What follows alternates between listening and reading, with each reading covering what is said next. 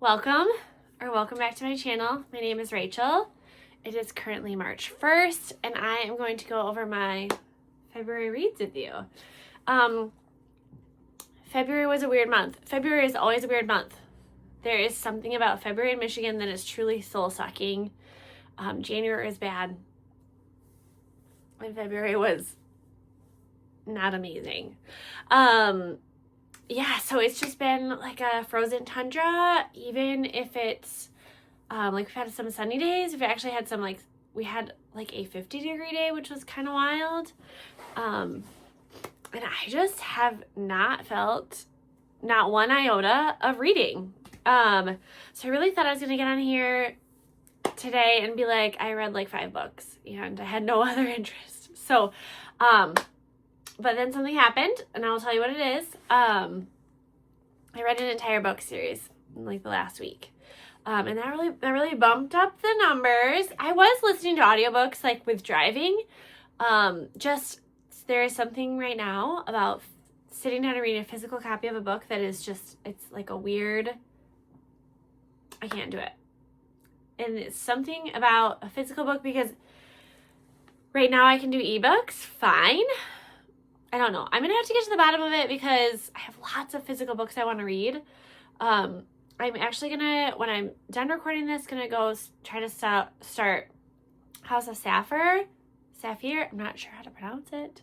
It's Saphir. And that is a Bluebeard retelling, and it's by one of my favorite authors. She writes fairy tale retellings.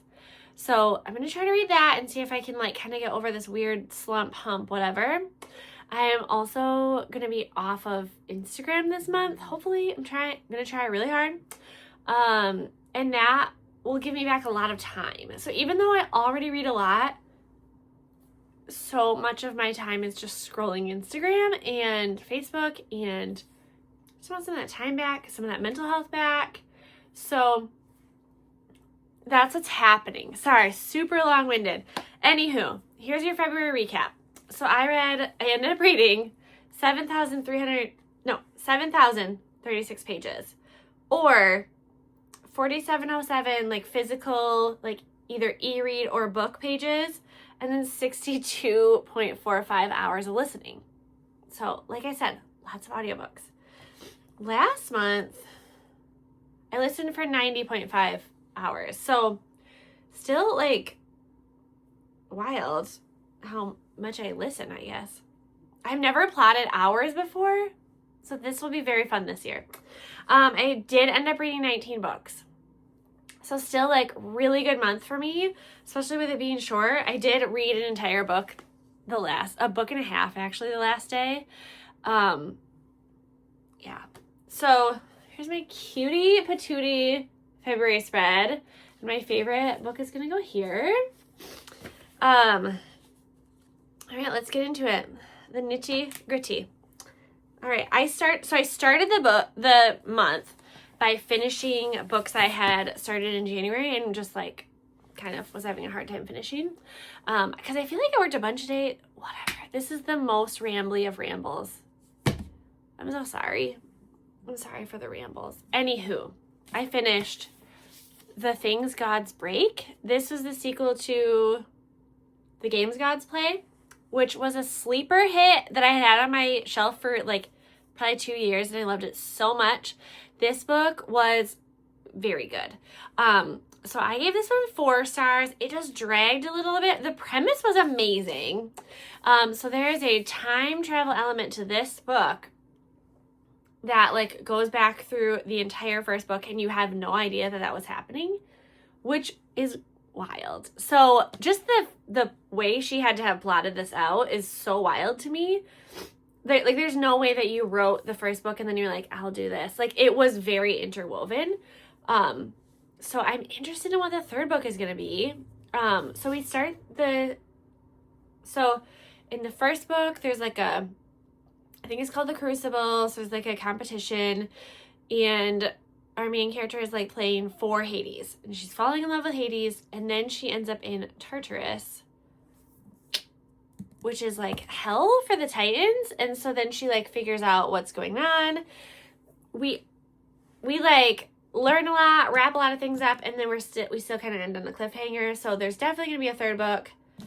I think it's something about something shatters. I'm not sure. But I will be reading that book when it comes out. I gave this one 4 stars because we did a lot of like time jumping. It got a little bit old. So it's just, I feel like it could have been a little cleaner. But very, very good start to the month. I really liked it. Then for book club, which we haven't met yet, we're actually going to meet, I think, tomorrow. I listened to The Correspondent by Virginia Evans. This was a huge like book. I feel like in like November, December of last year, it was like very popular. So I figured I would read this. It is fiction. It is epistolary, I believe it is, where it's like letters, which I have read a few other books like that, and they're fine. Sometimes they're hard to listen to because a lot of like a letter, you like the address and everything, like the signature, like you just take in with your eyes really quickly and kind of skip over, where in an audiobook they read it all to you, so it can get a little bit tedious. It was not bad in this book. So the audiobook was actually great. She was a really great reader. Could very much imagine this woman and all of her correspondence. So our main character is Sybil Van Antwerp, I believe is her name. And she has corresponded with people through letters for years. She does like hours of letter writing a day, a week. But something is happening. She's aging. There's a lot of other, there is a lot of plot, even though it's only in letters. And honestly, it was just like a beautiful fiction story. So I gave that one 4.5 stars. I really enjoyed it more than I thought I would. I kind of went in a little grumpy about it just because I knew I wanted to read it, but I'm not a big fiction girl. And it was good. It surprised me. Then I read Dark Sisters, which was my December 2025 book of the month. It just looks super creepy, and I love creepy books. Especially like speculative. So we are working through kind of like 3 storylines, 3 timelines. 2 of them overlap. I guess they all overlap. So in the first, it's like 1500s. A woman is like practicing like earth magic, and then, white men happen.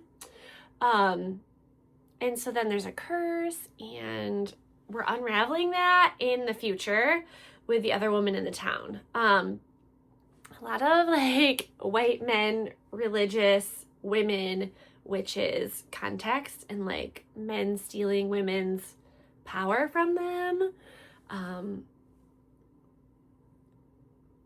So yeah, it feels very with the times.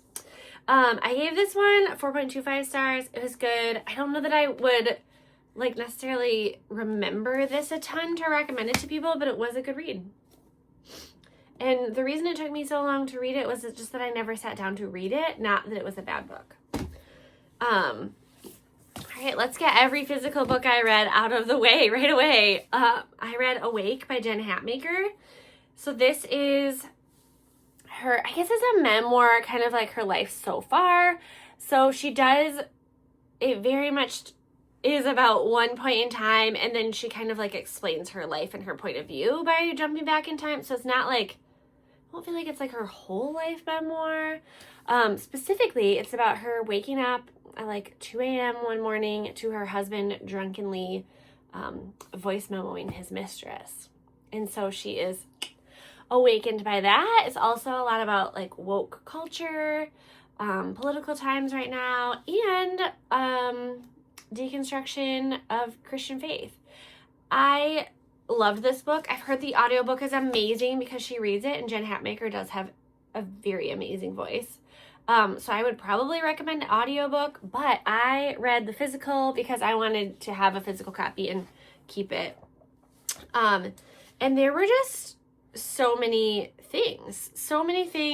She talks a lot about therapy, just being a woman, especially growing up like in the Baptist church for her, being divorced, having kids. Super interesting. I highly recommend. This is a 5-star book.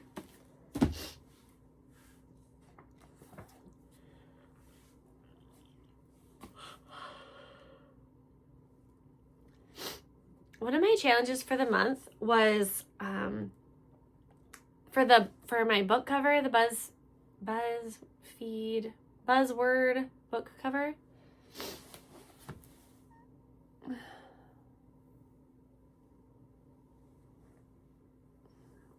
So one of my challenges for the month was for the Buzzword cover was to have a keyboard key on the cover of your book.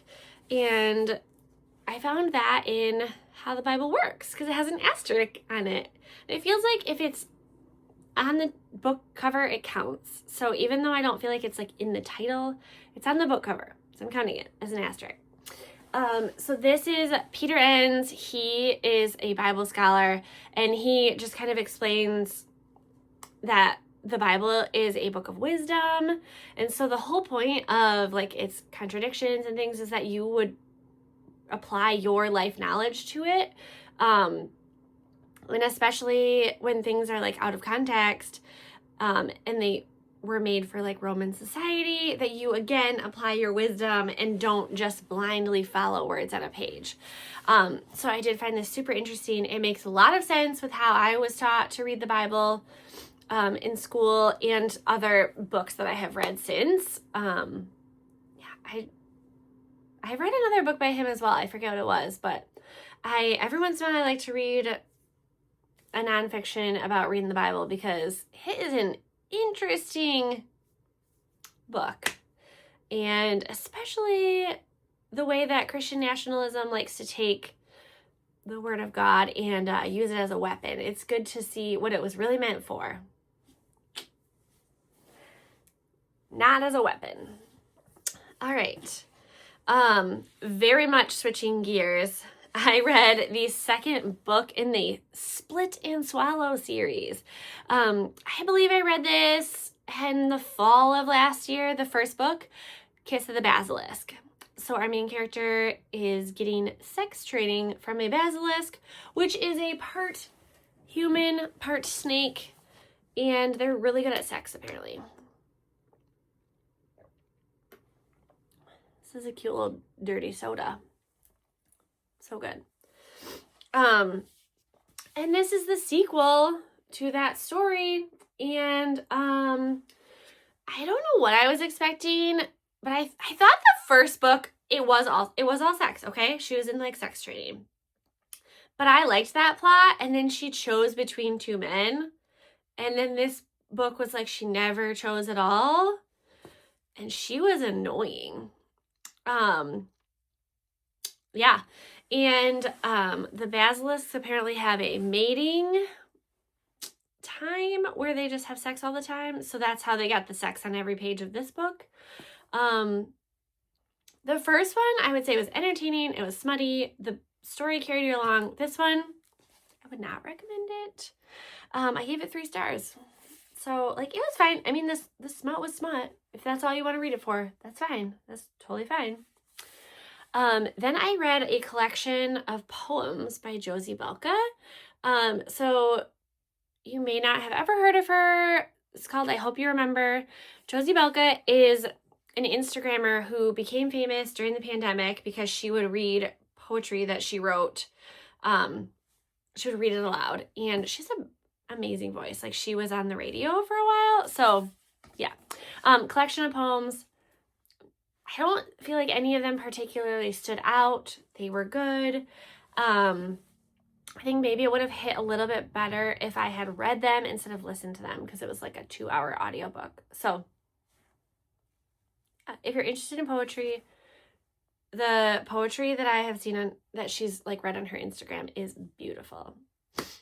And part of it is her delivery. I have long been a fan of Jojo Moyes, so I found her right, I feel like before Me Before You came out, the super sad movie you may remember, which that was a great movie adaptation. So I think this is her most recent book, We All Live Here. So our main character, her name is Lila. She is recently divorced and her mom has recently passed. And so her stepdad moves in with her, and then her bio dad, who she had like almost nothing to do with, shows up at her house as well. She's dealing with things with her ex-husband. She has like a guy working in her house that she's maybe got a thing with, and then a dad at her kid's school that she's maybe got a thing with. And it was a really fun story to listen. I'm not like fun. I don't know. Like it was entertaining. It was like just a lot of family dynamics, people dynamics, life. And I cannot tell you why this fiction was enjoyable to me and not others. Maybe because there was a little romance. I don't know. But it was a little quirky, but it was written really well. I gave it 4 stars. My next audiobook was another prompt. When Thoughts and Prayers Aren't Enough. So this is a book about school shootings that I have been wanting to read. And one of the prompts for the cover was to have a silhouette on it. And here it is. A silhouette made out of bullet smoke, which the cover is beautiful. So Taylor Sherman, is it Schumann, was shot in the middle of a school shooting. She was like working at the desk, and was shot. And so she talks through like her shooting and then a lot of the trauma of afterwards, because she is, I mean, she's shot in the hand. And so it's like all the like reconstruction surgeries and like the fact that she still cannot use her hand very well. Like hands are incredibly delicate.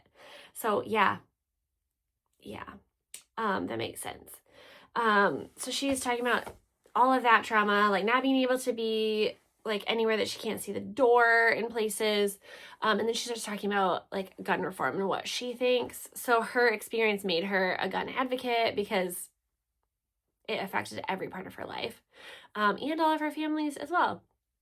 So it's interesting. She does have some pretty extreme views. Like she doesn't even really believe in protecting yourself or your family, which that's not going to sell to everyone. And like, even I was like, I don't know, like it feels like if somebody comes in your house, you know?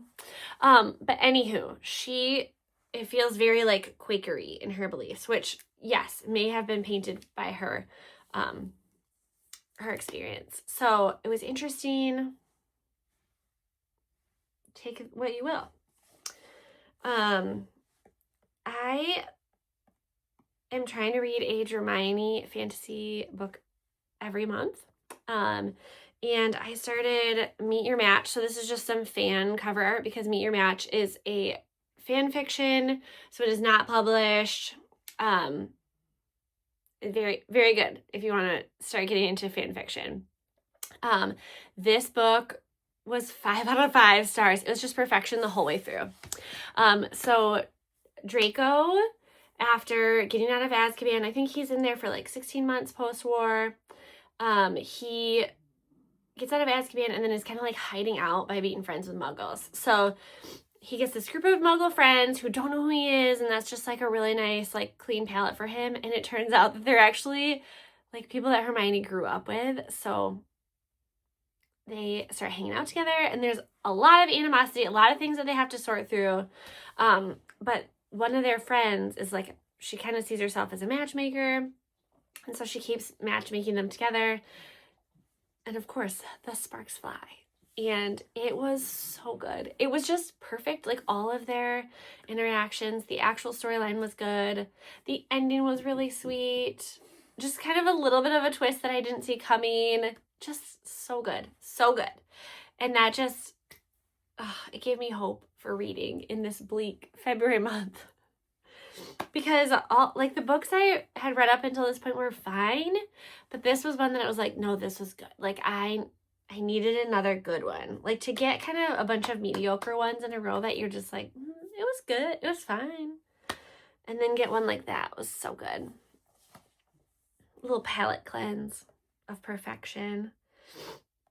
Let's see. I listened to the book The Names by Florence Knapp. So this is a fun premise. I heard the premise and was like, yeah, I'm going to read that book. So a mother in, I think, England is taking her child to the registrar's office to give her baby a name. She has an abusive husband. And so in one circumstance, she names him a wild name that her daughter wants. Another, she picks a different name that she wants. And a third, she picks the name that her husband wanted. And choosing these different names and the consequences of them lead this child down different life paths. And we follow them through. So I think it's like a 10-year, 5 to 10 year jump every time. And we like visit every child, like the 3 names. It is very interesting. And in this case, the child being named different names really would change his life, and send him down a different path. And so just super interesting of the kind of the debate sometimes of like, does your child become their name or does the name become the child? It was a solid book. It went on slightly too long, but it was very good. I gave it 4 stars.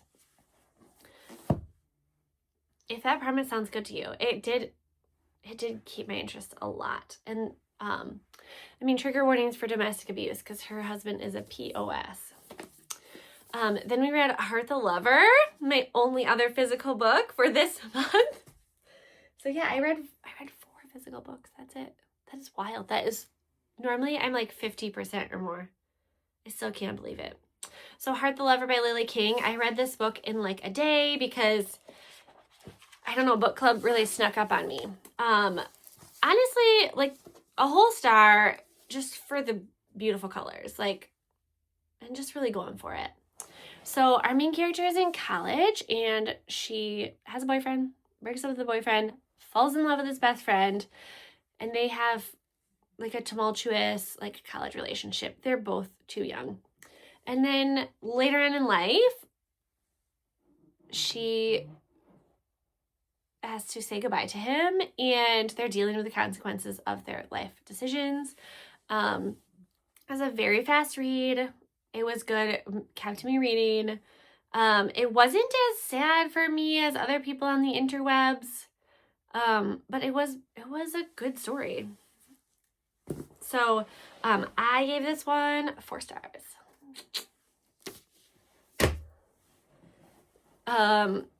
Jamie Happ's favorite book, I think, of last year. Let me find it. Was Theo of Golden, and I know that she's very nervous that I wasn't going to like this book. I did like this book, Jamie. It was very literary fiction, but I did like it. The ending really popped off for me. So our main character is Theo. He shows up in this town, Golden, which I think is Georgia. Pretty sure it's Georgia. And he starts just like doing good deeds and like affecting this town. And you're just kind of always wondering like, why? Where did he come from? Why? And then you find out. And honestly, I didn't know that I was going to find out. I really thought it might just be a book of like good deeds and human connection. And that actually was a beautiful story as well. So I gave this book 4 stars. I did really enjoy it. The ending got a little wild and I didn't see it coming. So there you go. If you like small towns with a lot of relationships and connections and just people being nice and neighborly, this is a good book for you. All right. The series that saved my month. Hated Ravelry. And if you know me, if you've seen me in person in the last 2 months, you know I have been positively annoying about the HBO show Heated Ravelry. That was a tiny, tiny little Canadian show that was adapted from a book series that I had never even heard of. I spent over a month after watching these 6 episodes multiple times. Like, I think my watch count is 9, maybe 9 times through. And now that I finished the series, I'm gonna watch it again, okay? I was like, you know what? I might read those books. And then my friend started to read them and she was like, no, they're like really good. And I was like, well, then I'm gonna start reading them. I thought maybe I'd read like one a month and just like get through the story.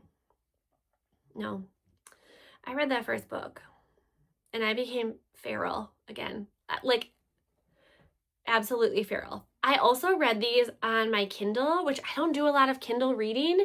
And so I had just no idea how long these books were, but I would just be like, just chilling and like loving it. The banter, everything is so amazing. And then I'd be like, oh my gosh, I'm at like 80%. So these books for me were one sitting reads. Like I had to not start books when I had a few days in a row of work because I just couldn't, like, because it takes a few hours to read one of the, I mean like 5 or 6 hours, right? Like, and I could not stay up that late and I didn't want to not be able to keep reading because there is nothing better than sitting down, starting a book and like loving it so much and being like, what else do I have to do today? Nothing. And just finishing it. Like if you've never done that before, you should try. Like it's so good. It is the best feeling. I think that's the way that books are meant to be enjoyed. So I started with Game Changer, which is basically episode 3 of the show. And it was almost word for word. Like such a good book adaptation. Here, let me show you some bigger covers. All right, so Game Changer is Scott Hunter and Kip. And Scott Hunter plays for the New York Admirals. And he comes into a smoothie shop when he's like off his game and sees Kip. But Scott is a closeted hockey player. And so they have to keep things secret. It's so good. It's so good. And it's like their relationship is episode 3 in Heated Rivalry. So I'm so interested to see what they're going to do for season 2, which was announced that they were going to start filming it this summer. And it will probably be released in like spring of 2027. And I feel like, take your time, friends. I want it to be perfection. It has to be perfection because it's going to be one of these books. And maybe a few of them, because some of these stories like overlap with them. Oh my God. All right. So book 2 is Heated Rivalry, which is the majority of season 1 of Heated Rivalry. I know, shocking. So our main characters are Shane Hollander and Ilya Rozanov, who are the number 1 and 2 draft picks of their year. They start hooking up and then have a secret romance for 10 years in this book and in that first 6 episodes of the show. So like the show moves so quickly because they're like seeing each other once and then it's 6 months later, seeing each other once, a year later. So the time jumps really help it move along, and that is what this book is. So this book ends with that 6th episode, and honestly, like there are a few things that are slightly different, but like this is one of the best book to screen adaptations I've ever seen. I would still recommend that you watch the show first because I think the books were more delightful knowing who these characters were and seeing like their mannerisms, because I do think some of their physical characteristics are different in the show, but I had already like decided what they looked like from the show and like all that. So it didn't bother me very much when it was like, oh, they had long hair. And like, I don't know if they're going to make Shane's hair long in season 2. I just don't know that would be a good look on Hudson, but whatever. He's like so hot. He could probably pull it off. Anywho, Heated Rivalry, 5 stars. Perfection. The teeny tiniest little bit of extra that I got from this book was delightful and worth it. And I'm so glad to know that I can just like pick this book up and reread it if I want to. So spoiler alert, I'm giving it to myself for my birthday if nobody else does. And then we have Tough Guy, which is another team who overlaps. They actually talk about this guy in one of the episodes in episode 4. They talk about Ryan Price and how he gets traded all the time. The story of Ryan Price and his twink boyfriend. And I loved this one so much. Like, I really did not think I was going to like the between characters that I did not know, but it's so good. These books are written with, like, every piece of dialogue matters, and, like, it moves the story so much. There is so much dialogue. There's not a ton of description, but the descriptions that they do are, like, it's not superfluous. It's not, like, highbrow. It's just, like, written really well. And I loved it. And apparently these books are like 350, 400 pages. And I had no idea because I was just sitting down to read and not getting up until I was done. And I saw Jamie's physical copy the other day and was like, what the heck? I had no idea it was like a 400-page romance. Like, I read it in one sitting. The fourth book is Common Goal, so our bartender from the season, Kyle, has an age gap romance with a hockey player. This one was a fun one. Role Model is one of the bad guys that we really haven't, I don't think we've met on the show at all. But we met him in other books. And so he's like not a nice dude. And he gets traded to the team that Ilya is playing on. And he meets the social media manager. And the book that I started and finished yesterday, The Long Game by Rachel Reed. This is a continuation of the Heated Rivalry story. So it's back to Shane and Ilya. I think we're about 3 years later from that show, from the show and from the Heated Rivalry book. And so some of it overlaps with other books, and just to see it from their perspective again these two characters, I would watch them brush their teeth for 12 hours. Like,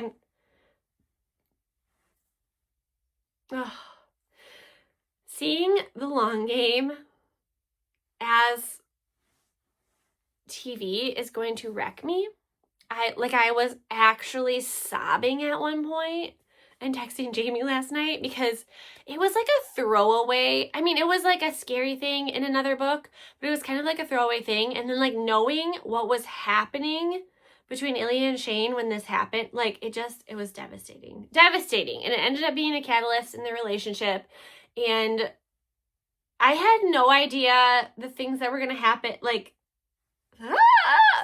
season 2 is going to be so amazing. So that was a 5-star. So, okay. I gave Common Goal 4.25, Role Model 4.5, Long Game 5. I would recommend the whole series. It was such a good time.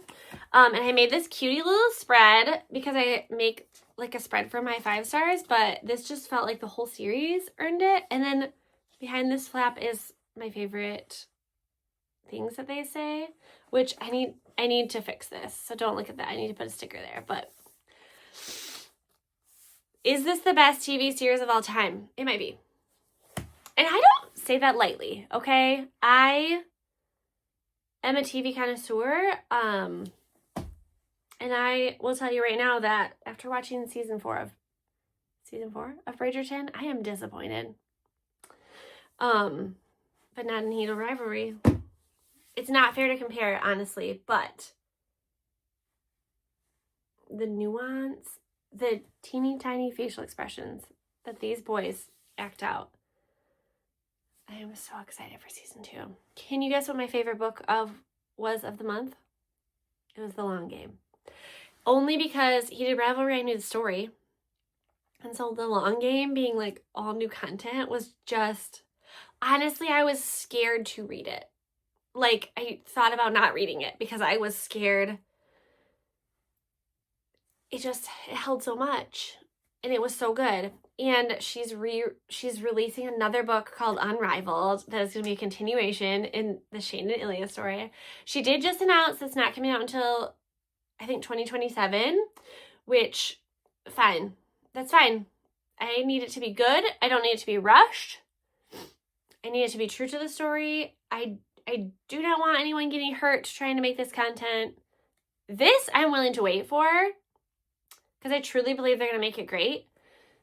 Bridgerton, it's been 2 years and they're giving us meh. Meh. You're not allowed to take 2 years if you're not going to deliver. Thank you. That's what I believe.